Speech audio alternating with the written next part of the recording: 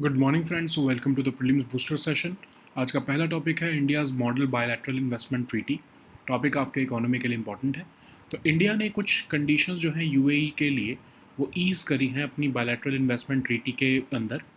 तो bilateral investment treaty क्या होती है? एक एग्रीमेंट होता है दो कंट्रीज़ के बीच में, जो कि एस्टैब्लिश करता है टर्म्स और कंडीशंस प्राइवेट इन्वेस्टमेंट्स के लिए। तो प्रमोट और प्रोटेक्ट करने के लिए इन्वेस्टमेंट्स ये ट्रीटी की जाती है। इंडिया की अगर हम मॉडल बायलैटरल इन्वेस्टमेंट ट्रीटी देखें तो 2016 में ये फ्रेमवर्क इंडिया ने इंट्रोड्यूस किया था कि कैसे इंडिया जो है इन्वेस्टमेंट ट्रीटीज़ बाकी कंट्रीज़ के साथ करेगा।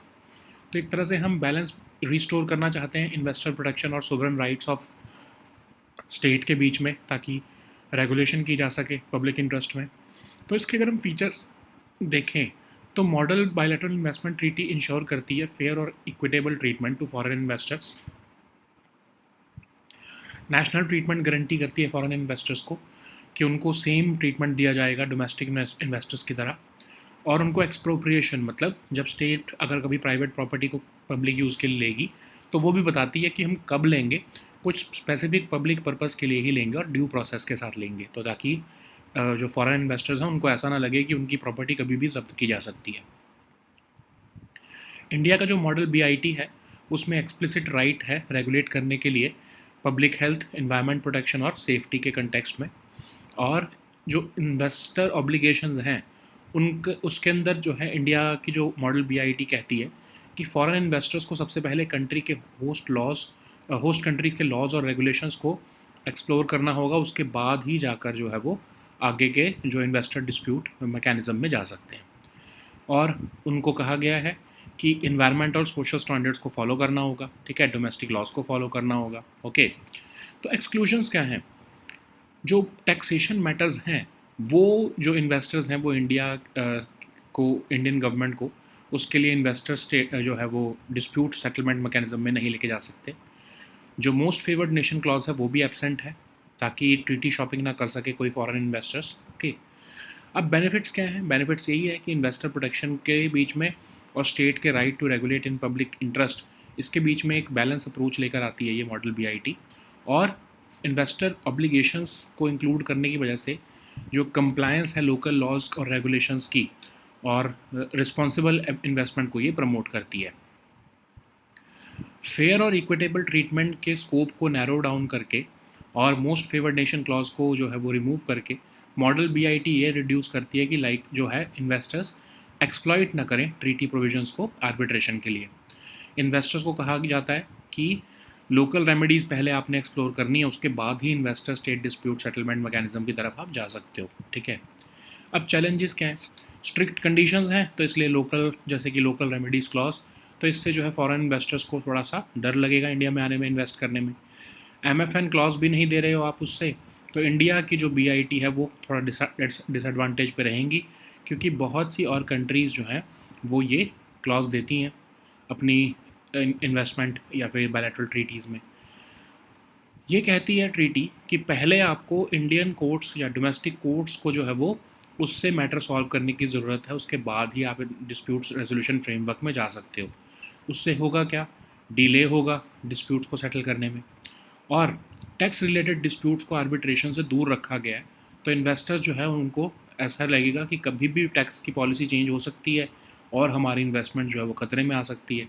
तो उससे भी जो है वो एक इंटरनेशनल आर्बिट्रेशन का उनको रिकॉर्ड्स भी नहीं है, क्योंकि उसमें तो उनको थोड़ा इसमें वो डिटर हो सकते हैं कि वो इंडिया में इन्वेस्ट ना करें। ओके, नेक्स्ट हम टॉपिक देखते हैं माइक्रो आरएनएस। ये टॉपिक आपके साइंस एंड टेक के लिए इंपॉर्टेंट है। 2024 का जो नोबेल प्राइज़ है फिजियोलॉजी और मेडिसिन में वो अमेरिकन बायोलॉजिस्ट को मिला है, जिन्होंने डिस्कवरी की है माइक्रो आरएनए की। ओके, तो माइक्रो आरएनए क्या होता है उसके लिए पहले हमें समझना पड़ेगा कि जीन एक्सप्रेशन जो होती है वो सेल्स और टिश्यूज़ में बहुत ही कॉम्प्लेक्स मैकेनिज़्म होता है ये, और ये प्रिसाइजली कंट्रोल्ड होता है डिफरेंट कंडीशंस पर, जैसे कि डेवलपमेंट, एनवायरनमेंट में क्या चेंजेस हैं, डिसीज़ या फिर ड्रग्स के ऊपर। तो कई तरह के सेल्स और ऑर्गन सिस्टम जो हैं वो डिफरेंट जीन एक्सप्रेशन प्रोफाइल्स जो है वो कैरी करते हैं। तो इसलिए प्रॉपर अंडरस्टैंडिंग करने के लिए हमें जीनोमिक मेडिसिन, प्रॉपर अंडरस्टैंडिंग करने के लिए रेगुलेटरी मैकेनिज़्म की वो एक बहुत ही की इशू रहता है जीनोमिक मेडिसिन में। तो अब हम समझते हैं कि नॉन कोडिंग आरएनएस या एनसीआरएनएस क्या होते हैं। तो ये हमारी जो मॉलिक्यूल्स होते हैं जो रेगुलेटरी इवेंट्स में जो है हमारे जो है रोल निभाते हैं। मेजॉरिटी जो आरएनएस ट्रांसक्रिप्ट्स हैं वो नॉन कोडिंग ही होती है रादर देन आरएनएस या एमआरएनएस। माइक्रो आरएनएस या एमआरएनएस जो हैं वो स्मॉल नॉन कोडिंग मॉलिक्यूल्स होते हैं आरएनए के, जो एक इम्पॉर्टेंट रोल निभाते हैं कि कितना आरएनए जो है वो जेनेटिक इन्फॉर्मेशन को कैरी करेगा और कितना जो है वो ट्रांसलेट होकर प्रोटीन में कन्वर्ट होगा। ओके, तो mRNA जो है वो इनिशियली डिस्कवर किया गया था एक टाइनी राउंड वॉर्म से, और टू ग्राउंड ब्रेकिंग डिस्कवरीज जो हैं उन्होंने आइडेंटिफाई किया novel mechanism post transcriptional gene regulation का। तो 2024 का नोबेल प्राइज़ क्यों दिया गया इस कंटेक्स्ट में, कि उनको जो अमेरिकन साइंटिस्ट हैं उनको डिस्कवरी ऑफ फंडामेंटल प्रिंसिपल कि कैसे जो है जीन एक्टिविटी रेगुलेट हो रही है उसको है जो है वो डिस्कवर करने के लिए उनको जो है ये प्राइज़ मिला है। उनकी रिसर्च से ही जो है हमें डिस्कवरी ऑफ माइक्रो आरएनए भी हो पाई है। तो अंडरस्टैंडिंग करें अगर हम mRNA की तो माइक्रो आरएनए की, तो जेनेटिक इन्फॉर्मेशन हमारी डीएनए में स्टोर होती है, ठीक है। और अगर एरर्स आते हैं जीन रेगुलेशन में उससे सीरियस डिसीज़ हो सकती हैं। तो एक सिंगल माइक्रो आरएनए जो है वो रेगुलेट करता है एक्सप्रेशन ऑफ मैनी जीन्स, और अल्टरनेटिवली एक सिंगल जीन जो है वो कंट्रोल करता है मल्टीपल माइक्रो आरएनएस, ठीक है। नेक्स्ट हम टॉपिक देखते हैं चाइनीज़ कमर्शियल एंटिटीज़। ये टॉपिक आपके इकोनॉमी और सिक्योरिटी दोनों के लिए इंपॉर्टेंट है। तो एनफोर्समेंट डायरेक्टरेट ने चार्जशीट फाइल की है वीवो चाइना के अगेंस्ट। कहा है कि कंपनी ने लगभग 70,000 करोड़ रुपए इंडिया से जो है वो इंपोर्ट पेमेंट के नाम पर चाइना में भेजे हैं। तो इंडियन अथॉरिटीज़ ने कहा है कि कई तरह के स्पाई रिंग्स चलाए जा रहे थे, टैक्स रेड्स की गई मेजर चाइनीज़ टेलीकॉम कंपनीज़ पर, क्रैकडाउन किया गया मोबाइल ऐप्स पर, और इनकमिंग इन्वेस्टमेंट्स को स्टडी किया गया इंडिया में, ठीक है। इन एक्शन से एक वेब ऑफ कंपनीज रिवील हुई जिसमें कि इंडिविजुअल्स जो कि इंडल्ज थे एस्पेनाज में और हमारे इंडिया में हाई वैल्यू इंडिविजुअल्स की प्रोफाइलिंग कर रहे थे, लार्ज स्केल टैक्स इवेजन कर रहे थे और बल्क डेटा को की एक्सफिल्ट्रेशन कर रहे थे। ऑब्जेक्टिव क्या था, क्यों कर रहे थे ऐसा? ताकि इन्फ्लुएंस किया जा सके इंडियन माइंड्स को, इकोनॉमिक कंट्रोल बिल्ड किया जा सके, डेटा की एक्विजिशन की जा सके, एस्पेनाज की जा सके, टारगेट किया जा सके साइंटिस्ट को, ताकि इनोवेशन को कॉम्प्रोमाइज़ किया जा सके, आईपीआर को कॉम्प्रोमाइज़ किया जा सके। तो स्मॉल साइज़ शेल कंपनीज़ भी जो है वो इसके लिए फाइनेंशियल जो है कॉन्ड्यूस की तरह काम कर रही थी ताकि पैसा जो है वो यहाँ पर भेजा जा सके और एस्पेनाज रिंग्स को फंड किया जा सके। तो हंड्रेड्स ऑफ स्मॉल कंपनीज जो कि चाइनीज़ नेशनल्स द्वारा कंट्रोल्ड हैं वो डमी इंडियन डायरेक्टर्स और मैनेजर्स को काइंड ऑफ लेजिटिमेसी देने के लिए जो है वो चल रही थी। चीप प्राइसिंग मॉडल का इस्तेमाल किया जा रहा था ताकि लार्ज चंक ऑफ टेलीकॉम और हार्डवेयर मार्केट्स इंडिया में जो है वो इन्फिल्ट्रेट की जा सके। इवन कई जो चाइनीज़ एम्प्लॉयज़ थे इन कंपनीज़ के वो डॉक्यूमेंटेड मेंबर्स थे चाइनीज़ कम्युनिस्ट पार्टी के। एजेंसीज़ को ये भी पता लगा कि सीमलेस फ्लो ऑफ डेटा हो रहा है चाइनीज़ सर्वर्स तक through remote access of modem switches routers networks जो कि सोल्ड और इंस्टॉल किए गए by these companies in India. Chinese को जो डेटा कलेक्ट कर रहे थे वो अपने आर्टिफिशियल इंटेलिजेंस इंजन्स को जो है वो जो है फीड कर रहे थे ताकि पोर्ट्रेट्स जो है वो और बायोमेट्रिक डिटेल्स जो है वो इंडियंस की जा सके।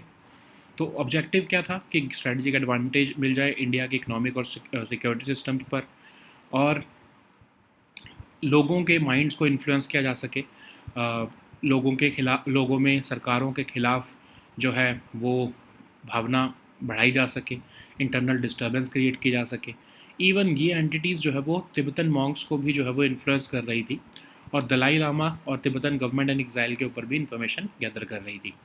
स्मॉल साइज शेल कंपनीज जो हैं वो इस जो है एस्पेनाज रिंग्स का रेजिडेंट एजेंट्स को फाइनेंस करने के लिए इस्तेमाल की जा रही थी, और हमारे की बिजनेस लीडर्स की भी एग्जॉस्टिव प्रोफाइलिंग इन्होंने की हुई थी। ओके, तो चाइनीज़ कमर्शियल एंटिटीज़ जो हैं वो हमेशा इन्वेस्टिगेशन में रही इंटेलिजेंस एजेंसीज़ की सिंस 2020। इन 2020 गवर्नमेंट ने डिक्लेयर किया कि फॉरेन इन्वेस्टमेंट्स जो कि उन कंट्रीज से आ रही हैं जो इंडिया के साथ बॉर्डर शेयर करती हैं वो अप्रूवल रूट के बाद ही आएंगी, ठीक है। चाइनीज़ ऐप्स के ऊपर बैन लगाया गया। इवन इंटेलिजेंस ब्यूरो ने भी एक न्यू विंग बनाया अपनी जो है चाइना कोऑर्डिनेशन सेंटर के नाम से, ताकि बाकी की इन्फोर्समेंट एजेंसीज़ के साथ जो है वो कोलैबोरेट किया जा सके।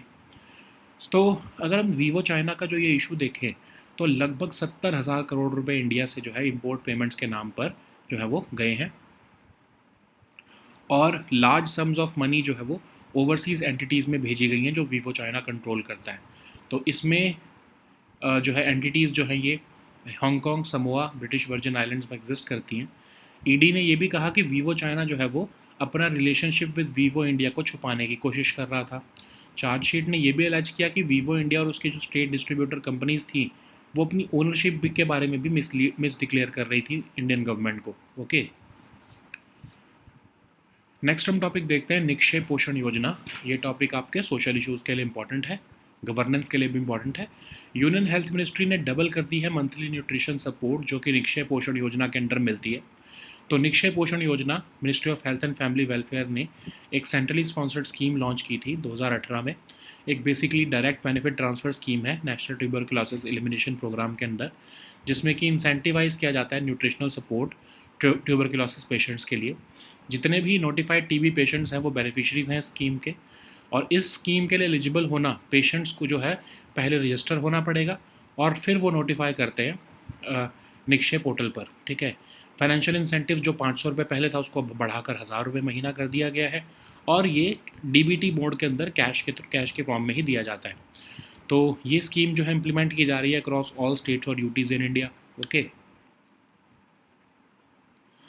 नेक्स्ट हम टॉपिक देखते हैं वर्ल्ड टेलीकम्युनिकेशन स्टैंडर्डाइजेशन असेंबली। ये टॉपिक आपके इंटरनेशनल रिलेशंस के लिए इंपॉर्टेंट है। तो वर्ल्ड टेलीकम्युनिकेशन स्टैंडर्डाइजेशन असेंबली जो है वो न्यू दिल्ली में होस्ट की जाएगी 14 से 24 अक्टूबर के बीच में।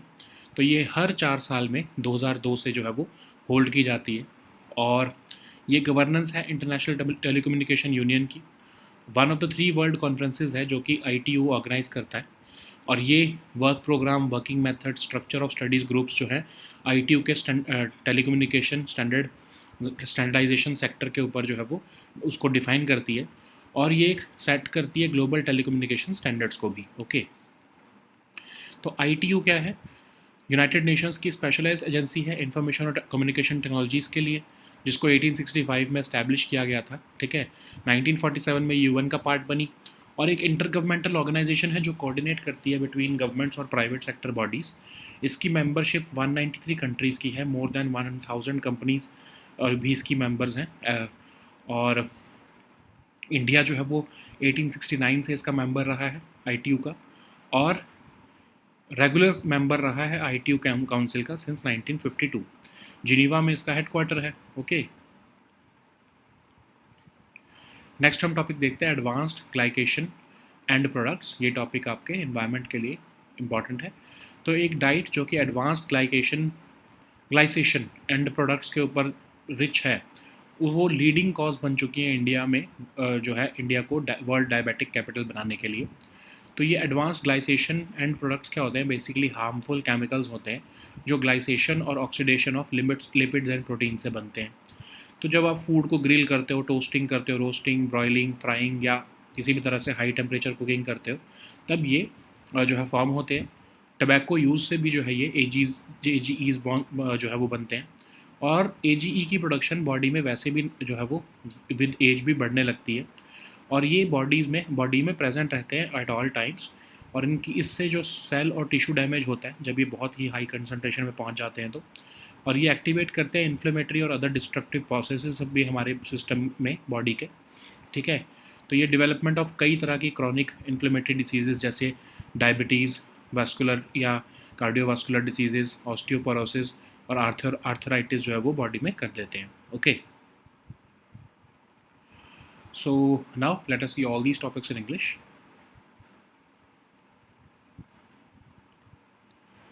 So the first topic is India's model bilateral investment treaty. This topic is important for your economy section.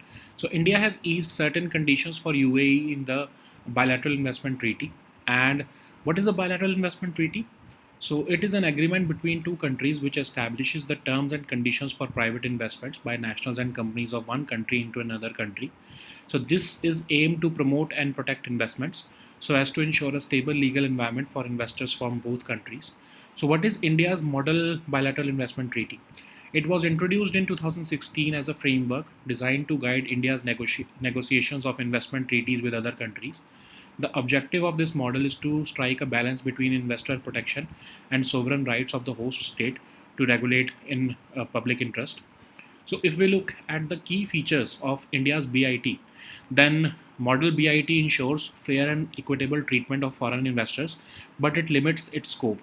So, this national treatment guarantees foreign investors the same treatment as domestic investors. This model BIT also shows that expropriation of property will only be done for a public purpose and with due process only.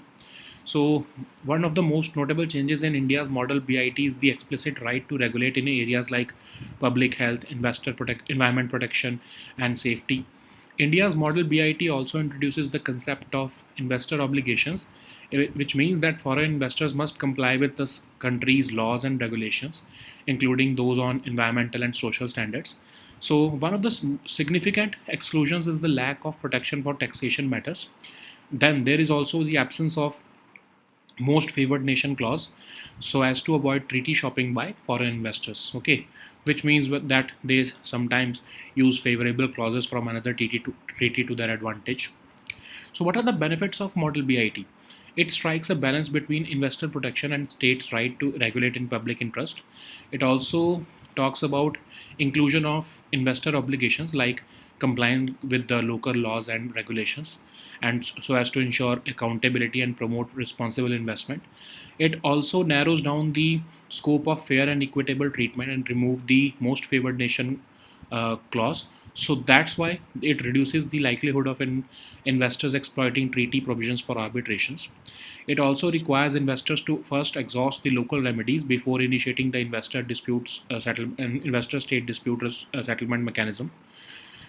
But there are certain challenges as well, like stricter conditions like local remedies clause and limited ISDS scope may deter foreign investors from investing in India, fearing lengthy legal process. The exclusion of MFN clause could put India's BIT at a disadvantage compared to the treaties of other countries. The requirement to resolve disputes through domestic courts first might lead to delays in the settlement of disputes, because then investors would be wary of India's dispute resolution framework. By excluding tax related disputes from arbitration, this model BIT has also left investors vulnerable to unexpected policy changes that the government of India may take in the future. Okay. So the next topic is microRNAs. This topic is important for your science and tech section. So the 2024 Nobel Prize in Physiology or Medicine was awarded to American biologists, and this prize has been won for their discovery of microRNA.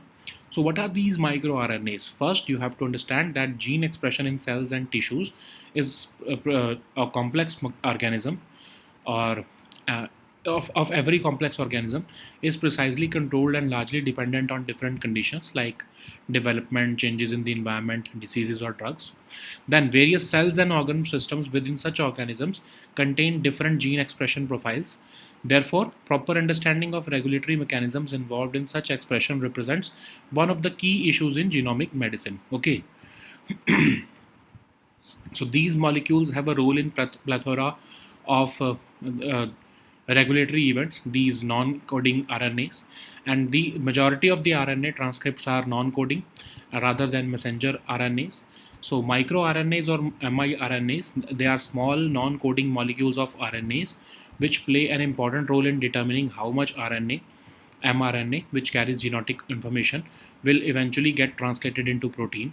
Okay, so miRNA was initially discovered in a tiny roundworm, but these two groundbreaking discoveries have identified a novel mechanism of post-transcriptional gene regulation. So the scientists have been honored for their discovery of a fundamental principle which governs how gene activity is regulated, and their research has led them to the discovery of microRNA. Okay. So the genetic information is stored in DNA inside the nucleus of each cell, and errors in gene regulation can lead to serious diseases like cancer, diabetes, autoimmune conditions. So a single microRNA can regulate the expression of many genes, and alternatively, a single gene can also be controlled through multiple microRNAs. So the next topic is Chinese commercial entities. This topic is important for your economy and your security section. So the Enforcement Directorate has filed a charge sheet against Vivo China, accusing the company of siphoning off 70,000 crore rupees from India under the guise of import payments. So Indian authorities have busted spy rings, tax raid on major Chinese telecom companies were made, and a crackdown on mobile apps have also been made by the government. So the action of these agencies revealed a web of companies and individuals who were indulged in espionage, profiling of high-value individuals, large-scale tax evasion, and exfiltration of bulk data. Okay, so the objective of this particular action by the Chinese companies is to influence minds in India, build economic control, acquisition of data, espionage, and also to target Indian scientists so as to compromise our innovation and intellectual property rights. Small size shell companies were also used as financial conduits to fund espionage rings and resident agents. So, hundreds of small companies which are controlled by Chinese nationals have dummy Indian directors and managers for a show of legitimacy. A cheap and sometimes below production cost pricing model was given, which has given them control over a large chunk of telecom and hardware markets in India. Investigations have also shown that some senior Chinese employees of these companies were in fact documented members of the Chinese Communist Party. So, agencies also found a seamless flow of data to Chinese servers through remote access of modems, switches, routers, and networks which were sold and installed by these companies in India. The data collected also helped Chinese artificial intelligence engines create portraits with with the biometric details of millions of Indians. The objective was to gain strategic advantage over India's economic and security systems, and they were also using it to influence our minds. How? They were attempting to fund and influence masses in India, and this is being done to foment the sentiments of masses and create internal disturbances in India, especially against the governments. So, such entities are also using it to influence Tibetan monks living in India, and they were also using the agencies are also suspecting that it was also intended to gather information about the Dalai Lama and the Tibetan government in exile. Small size shell companies were also used as financial conduits to fund espionage rings in India. And the investigation also revealed an exhaustive profiling of key business leaders of India. Chinese commercial entities have been under sustained investigation by the intelligence agencies since 2020. In 2020, the foreign investments which comes from the countries which have which share land borders with India remain under approval route only. Okay, government also banned certain Chinese apps. Intelligence Bureau created a new wing within them so as to collaborate with financial enforcement agencies to investigate Chinese companies. Okay, so now ED has filed a charge sheet against Vivo China, accusing the company of siphoning off rupees 70,000 crore rupees from India under the guise of import payments. So ED also claims that Vivo India remitted 70,837 crore abroad since 2014, with large sums being sent to overseas entities which are controlled by Vivo China in Hong Kong, Samoa, British Virgin Islands. ED also stated that Vivo China tried to hide its relationship with Vivo India. The charge sheet also alleges that Vivo India and its state distributor companies misdeclared their ownership to the Indian government. Okay. So the next topic is Nikshay Poshan Yojana. This topic is important for your governance section. So Union Health Ministry has doubled the monthly nutrition support which is paid under the Nikshay Poshan Yojana from the existing 500 rupees to 1000 rupees per month in all for all TB patients during the treatment. So this Nikshay Poshan Yojana was launched by the Ministry of Health and Family Welfare as a centrally sponsored scheme under the National Health Mission in 2018. It is a direct benefit transfer scheme under the National Tuberculosis Elimination Program. It provides incentives for nutritional support to tuberculosis patients. The beneficiaries are all the notified TB patients. The patients must be registered or notified on the Nikshay portal. Financial incentives of 1000 rupees per month for each notified TB patient for the duration for which the patient is on anti-TB treatment is given. The incentives are distributed in cash or only via DBT, and this scheme is implemented across all states and UTs in India. So the next topic is World Telecommunications Standardization Assembly. This topic is important for your international relations. So World Telecommunications Standardization Assembly, which is one of the important uh, assembly of the ITU will be held in Delhi between 14th to 24th October. So it is held every 4 years since 2002. It serves as the governing conference of the International Telecommunication Union standardization sector, and it is one of the three world conferences organized by ITU. It plays a pivotal role in setting global telecommunication standards, making India's hosting of WTSA a significant milestone. So, what is ITU? ITU is the United Nations Specialized Agency for Information and Communication Technologies. It was established in 1865 as the International Telegraph Union. Later on in 1947, it became a specialized agency of the UN. It is an intergovernmental organization which coordinates between governments and private sector bodies to global telecommunication and information communication technology services. Okay, so it has a membership of 193 countries and more than 1,000 companies, universities, and international and regional organizations. India has been an active member of the ITU since 1869, and it has been a regular member of the ITU Council since 1952. Okay, so its headquarters is located in Geneva, that is in Switzerland. So the next topic is advanced glycation end products. This topic is important for your environment section. So a diet that is rich in advanced glycation end products is among the leading causes of India being the world's diabetic capital. This has been revealed in a clinical trial finding recently. So advanced glycation end products are harmful molecules which are formed by the glycation and oxidation of lipids and proteins.